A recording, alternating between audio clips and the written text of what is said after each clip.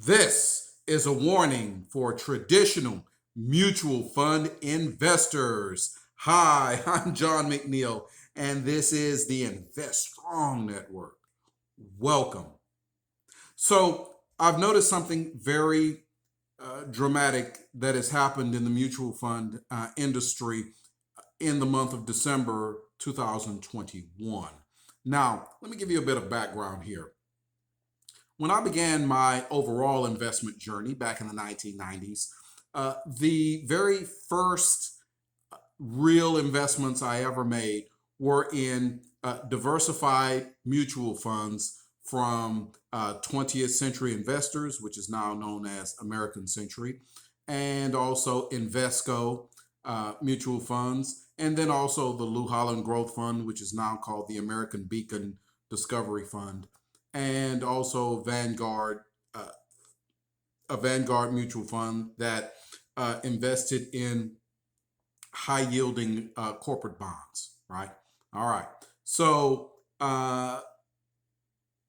for the last 25 to 30 years, they've actually done very well for me, right? And I've kept the same stable of funds, and they've performed very nicely, and I'm just thrilled to death about them.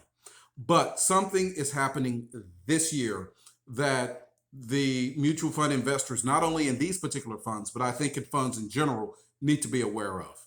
Okay, so about a week and a half ago, I was looking at my bank account, right? And why I noticed a $7,000 deposit of cash that was dropped in to my bank account from one of my 20th century investments, mutual funds. Okay, never quite received a cash payout that high before.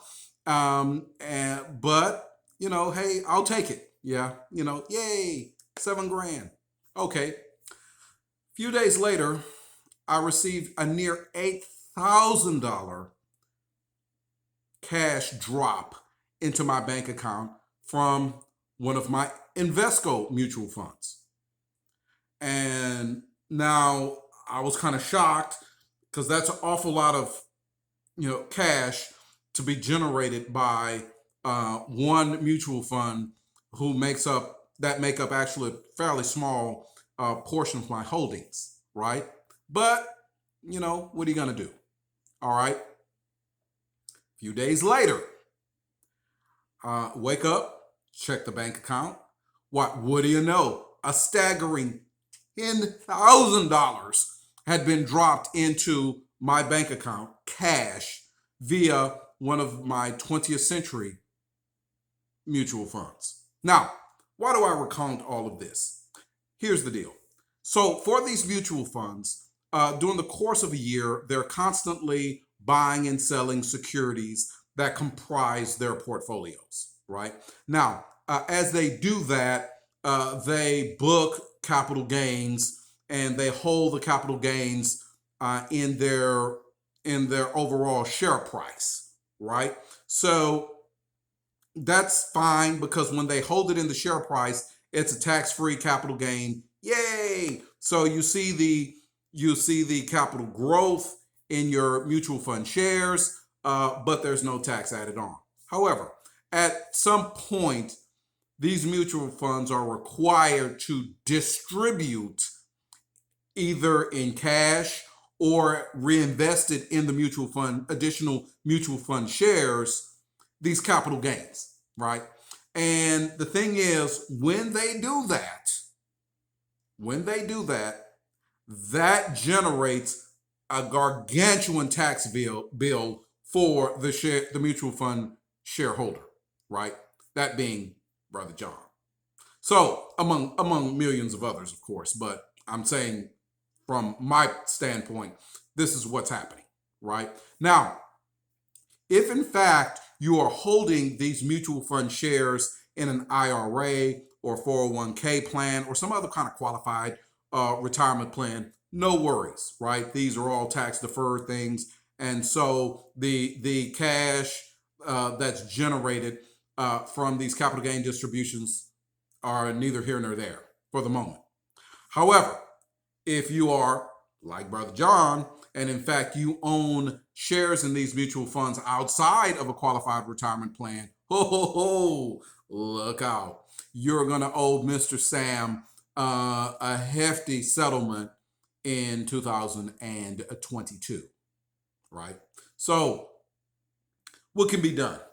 Well, at this point, absolutely nothing can be done besides calculating the amount and just paying Mr. Sam, what he says, you owe him off those distributions.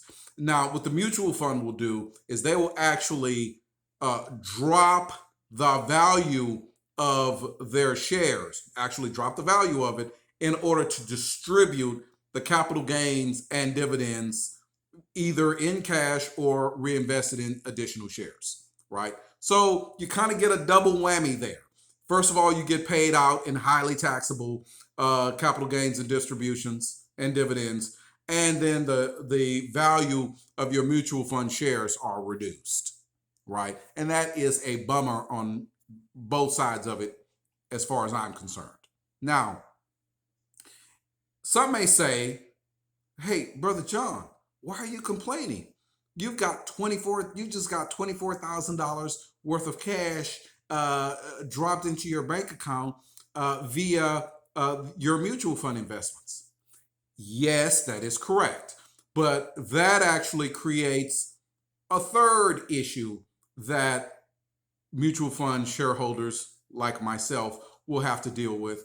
And that is, what does one do with all this excess cash, right? So with inflation rising and probably will continue to rise through 2022, holding cash is not where you want to be. Now, for some of my mutual fund shares, the distributions are actually reinvested and will buy additional mutual fund shares. So I don't really have to worry about that aspect of it. But for the ones that I've mentioned for this video, yes, they were spun out to me in cash fashion. And now I'm going to have to find some way of utilizing this, $24,000 at this point and counting cash distribution. Now I'll think of something and I'll let InvestStrong viewers know what I come up with. But the reality is, I think a lot of traditional mutual fund shareholders out there, they're going to take a body blow in taxes in the upcoming year. Now, one positive thing that comes out of all of this is courtesy of our IRS. Well, what is that, you ask?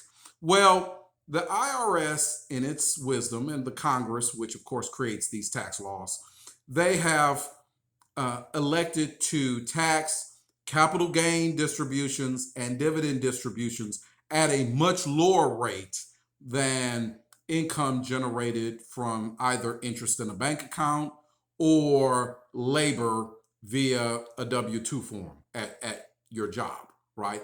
So even though I will certainly owe some tax bill on these enormous capital gain and dividend distributions generated by these mutual funds, it will certainly not be on the level of if this was income that was paid to me through my job, right? So that's good, right? And in fact, that difference in the taxable rates is huge, and it has benefited me tremendously in years past, right? So, and it will benefit in a large way this tax year also, but the benefit of it will be tremendously reduced because of the overall size of these distributions, right? So that's one thing. Another thing one thing to be happy about. Also, there is this. I contributed the maximum amount to my IRA this year, which was $7,000. That also tremendously reduces the overall tax burden. So that those two things, IRA contribution and the lower tax rates for capital gains and dividends, will soften the blow of the big capital gains and dividend distributions. But just want to let Invest Strong viewers out there who are traditional mutual fund shareholders know a blow is coming.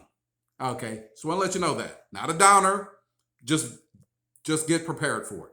All right, when you check those statements in January and early February, you might be kind of shocked by what you see. All right, so I hope you found this video informative, instructive. If so, hit that thumbs up button. I would greatly appreciate it.